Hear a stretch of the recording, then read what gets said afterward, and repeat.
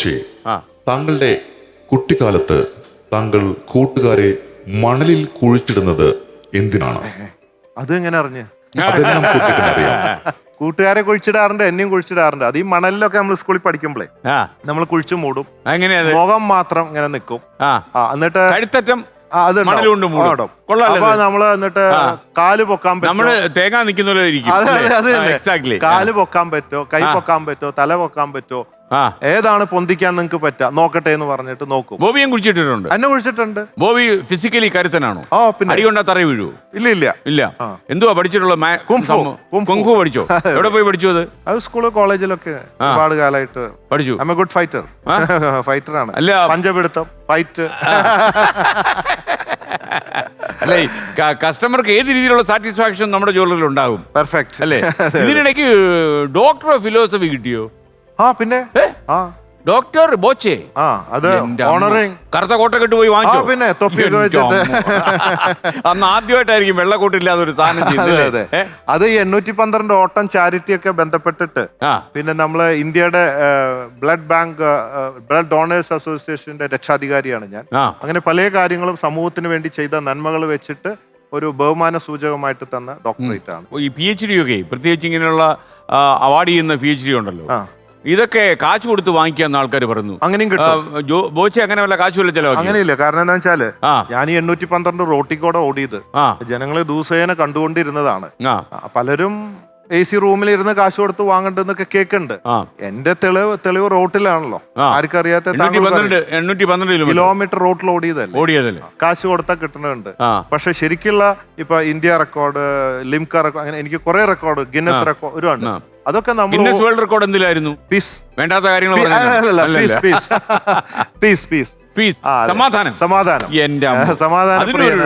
പിന്നെ അപ്പൊ അവരൊക്കെ ഇത് തരണമെങ്കില്, അല്ലെ എത്രയോ കോടീശ്വരന്മാർക്ക് ഇത് വാങ്ങിച്ചൂടെ? അത് തരണമെങ്കിൽ അവര് നമ്മൾ ഷൂട്ട് ചെയ്തതും അവരുടെ ആൾക്കാർ വൈകിയും റെക്കോർഡ്, ചിപ്പ്, ഷൂല് ഇതൊക്കെ വെച്ച് സാറ്റലൈറ്റ് നമ്മൾ ഓടണതൊക്കെ വെച്ചിട്ട് ഫുൾ പ്രൂഫ് കൊടുത്താലുള്ള ഈ പ്രൂഫൊക്കെ അവരുടെ കയ്യിൽ ഇരിക്കും. ആർക്ക് വേണേ പോയി നോക്കാം ആർക്ക് എന്ത് റെക്കോർഡ് കിട്ടി എന്നുള്ളത്. പക്ഷെ എനിക്ക് തോന്നുന്നത് ബോബി ഒരു സ്ഥലത്തും ഡോക്ടർ ബോബി ചെമ്മണ്ണൂർ ഫോണൊക്കെ വരുമ്പോ ഡോക്ടർ ബോബി ചെമ്മണ്ണൂർ എന്ന് പറയുന്നതായിട്ട് കേട്ടിട്ടില്ല. ഇല്ല, ബോച്ചേ ഉള്ളൂ. അത് പലരും എന്നെ വിളിക്കുന്ന ഡോക്ടറിനൊക്കെ. ബോച്ചെ മലപ്പുറത്ത് കണ്ടെന്ന് ഇറങ്ങിയപ്പോഴേ ഈ ഫാൻസ് എല്ലാം പൊക്കിയെടുത്ത് എങ്ങാണ്ടോ കൊണ്ടുപോയെന്ന് പറഞ്ഞു. ഇടിക്കോട്ട് ചെയ്തോ? ഇല്ല, ഇടിച്ചില്ല. ഞാൻ പെട്ടെന്ന് വിചാരിച്ചു എന്നെ തട്ടിക്കൊണ്ടുപോയതാണെന്ന് വിചാരിച്ചു. അവരെ എടുത്തോണ്ട് പോയി. അതായത് ഞാൻ ഈ യാചകയാത്ര നടത്തിയല്ലോ തിരുവനന്തപുരത്തുനിന്ന് 34 കോടി രൂപയ്ക്ക് വേണ്ടി. 1 കോടി ഞാൻ കൊടുത്തു, ബാക്കി പൈസക്ക് വേണ്ടി. ഞാൻ ഇതിൽ ഇറങ്ങുമ്പോ 2 കോടി 40 ലക്ഷം രൂപ ആണ് ആ സംഘടന കളക്ട് ചെയ്തത്. 2 ആഴ്ച സമയം അതിനുള്ളൂ. അപ്പോൾ 2 ആഴ്ച കഴിഞ്ഞാൽ അയാളുടെ തല വെട്ടുന്നുള്ള ഉറപ്പാണ്. അപ്പൊ ഞാൻ റോട്ടിലിറങ്ങി യാചിച്ചു, ഒരുപാട് പേരോട് കൊടുക്കാൻ പറഞ്ഞു. അങ്ങനെ തൃശ്ശൂർ എത്തിയപ്പോഴേക്കും ആവശ്യത്തിൽ കൂടുതൽ പൈസയായി. അത് കഴിഞ്ഞ് മലപ്പുറം വഴി കോഴിക്കോട്ടേക്ക് വരികയാണ്.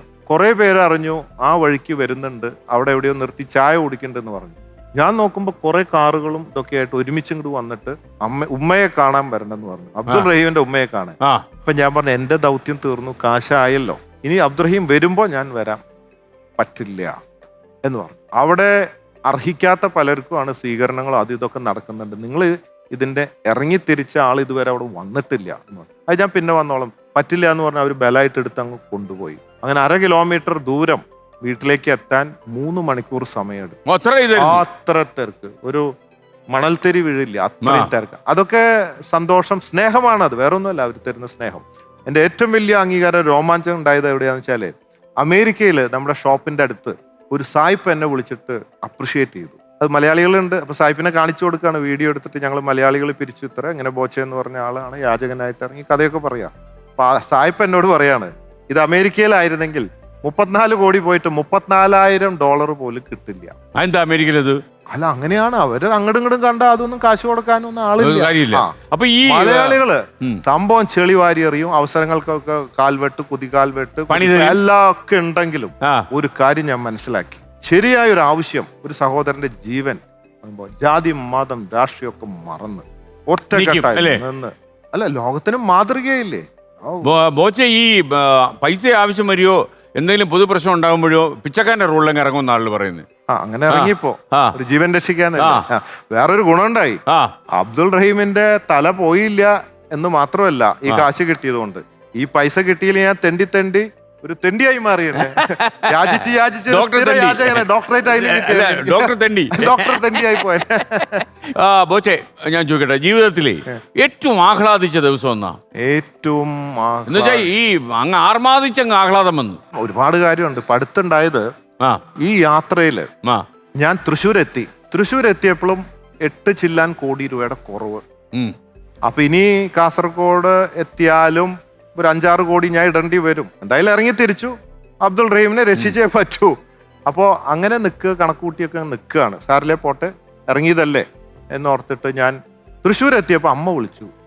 അപ്പൊ എനിക്ക് പേടി, അമ്മേനെ എപ്പോഴും പേടിയാണ്. അമ്മയെ പേടിയുണ്ടോ? അമ്മയെ ഭയങ്കര പേടി. ലോകത്ത് ഒരാളെങ്കിലും പേടിയുണ്ട്. ഭാഗ്യം. അമ്മ പഴയ ഒരു 9ാം ക്ലാസ് ആണ്. പ്ലെയിനിൽ കയറാൻ പേടി, അങ്ങനത്തെ ഒരു പഴഞ്ചൻ സ്റ്റൈലാണ്. പാവ നല്ല അമ്മയാണ്. അത്യാവശ്യം അടിയൊക്കെ ഉണ്ടായിരുന്നു. അടി ഇപ്പോഴും കിട്ടും. അടുത്ത് വെക്കണ്ടേ ചൂലും കെട്ടെടുത്ത് അടിക്കുക. പക്ഷേ അങ്ങനെ അടികിട്ടി വളർന്നാൻ തോന്നത്തില്ല. കണ്ടാ പറയത്തില്ല കേട്ടോ. എന്താ കുഴപ്പം? അപ്പൊ അങ്ങനെ ഒരു കുഴപ്പമുണ്ട്. ഒരു കുഴപ്പമില്ല. അപ്പൊ വിളിച്ചപ്പോ ഞാൻ ഇതിന് ഇറങ്ങുമ്പോ തന്നെ എന്നെ ചീത്ത പറഞ്ഞിരുന്നു. നീ എന്താന്ന് വെച്ചാൽ ഡൊണേഷൻ കൊടുക്കുക. അന്ന് ഭയങ്കര ചൂടാ, ഭയങ്കര ചൂടുള്ള സമയമാണ്. നീ വഴി കൂടെ മുഴുവൻ തെണ്ടി അങ്ങനെ അമ്മയ്ക്ക് ഉണ്ടാവുന്ന ഇതൊക്കെ ഉണ്ട്. അപ്പൊ ഞാൻ ഇതൊന്നും കേൾക്കില്ല.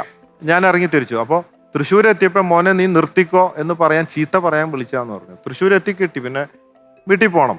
ചെന്ന് കഴിഞ്ഞപ്പോ എന്നെ ഞെട്ടിച്ചു കളഞ്ഞ എന്താ, വിളിച്ചിട്ട് പറഞ്ഞു, മോനെ 1 ലക്ഷം രൂപ അബ്ദുറഹീമിന് നീ കൊടുക്ക്. എന്നിട്ട് അമ്മ അതല്ല അതിന്റെ ഞെട്ടല്. അമ്മ എനിക്കറിയാം, പാവമാണ്, പഴഞ്ചൻ ഇതാണ്. പിശുക്കത്തിയായ അമ്മ 1 ലക്ഷം എടുത്തു തന്നു. എന്റെ ജീവിതത്തിൽ ഞാൻ ഞെട്ടിപ്പോയി. ബോബിക്ക് പ്രണയലേഖനം എഴുതുന്ന പരിപാടി ഉണ്ടായിരുന്നു. ഉണ്ടായിരുന്നു. പിന്നെ ആദ്യം അത് സ്കൂളിൽ പഠിക്കുമ്പോഴാണ്. അത് കഴിഞ്ഞിട്ടോ?